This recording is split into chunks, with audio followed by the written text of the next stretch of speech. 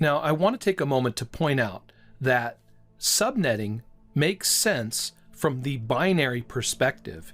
In other words, when we take the IP address and the subnet mask and convert them to binary, I have the IP address on this row here, I have the subnet mask on this row converted to binary, that the computer and the router are able to logically AND or combine the IP address and the subnet mask and find the network address.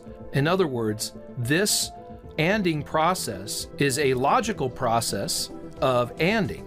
So a true and a true makes a true, true, true, true, false and a true makes a false. And if we do that and logically AND the IP address with the subnet mask, we get the network address.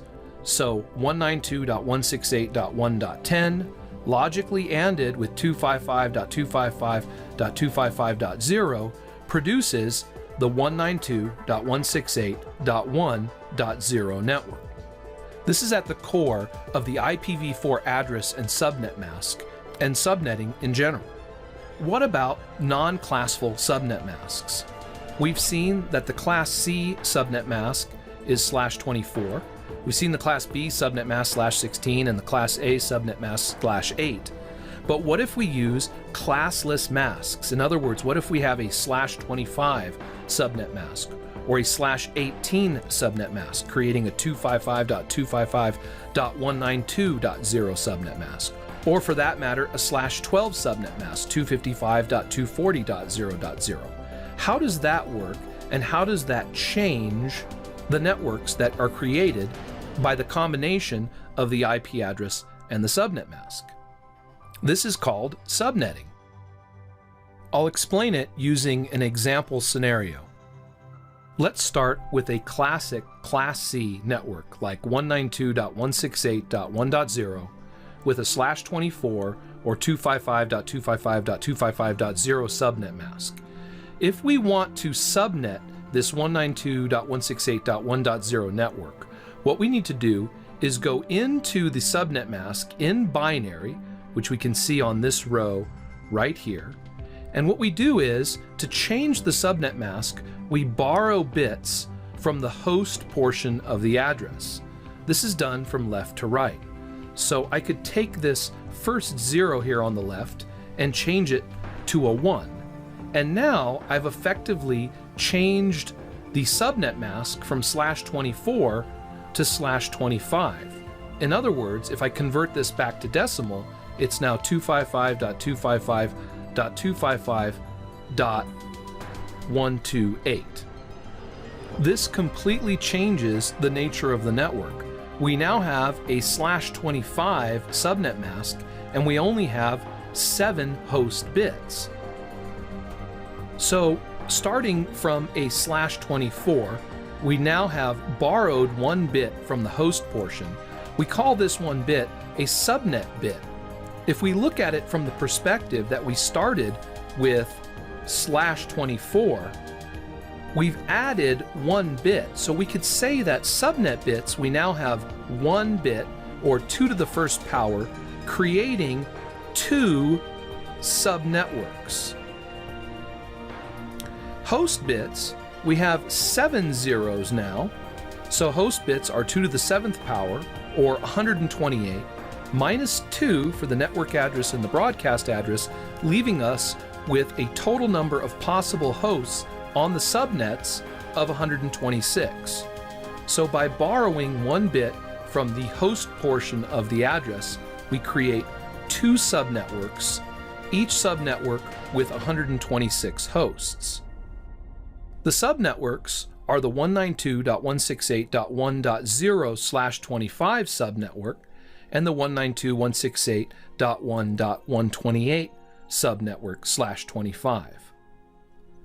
We can prove that this is the case using logical ANDing to prove how the router or a computer would take an IP address with this particular /25 subnet mask and derive the resulting network address. In other words, let's put in a host address. I'll put in the host address here, and I'll say let's put in the address 68. So I changed this to a 68. So now we've got host 192.168.1.68. So this needs to be a 1. That's the 64. And then we need to add the 4-bit here. So now we have 68. If we logically AND the IP address here with our new subnet mask /25 here, let's see the result. We'll get a 1, a 1, a 0, 0, 0, 0, 0. So that's 192. And then here, the result is 101, 01, 168. And then all zeros here and a 1. This is a 1. And now if we look at this last octet, a false and a true makes a false. A true and a false makes a false. And then we get all zeros here. So the address, the network address, is the 192.168.1.0 network. So host number 68 is on the 0 network. Well, this makes sense because if the next subnet is 128, if we put in a host address larger than 128, we'll see if it falls in this subnetwork. So let's change it slightly. I'll change the host address to 138.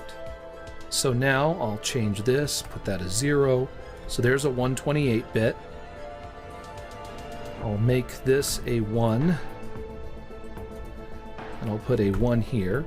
So 128 plus 8 plus 2 is 138. If we do the ANDing again, we see that a true and a true makes a true. And then we have falses all the way. And now the resulting network address is 128. So when we take the IP address with the /25 subnet mask, we see that the network address is 192.168.1.128. So we've created two subnetworks from the single 192.168.1.0/24 network. We've created two subnetworks. The subnetworks go from 1.0 all the way up to 1.127, with 0 being the network address and 127 being the broadcast address. And the second subnetwork starts at 128, so this is the network address because it's the first address, all the way up to 255, and since this is the last address, this is the broadcast address.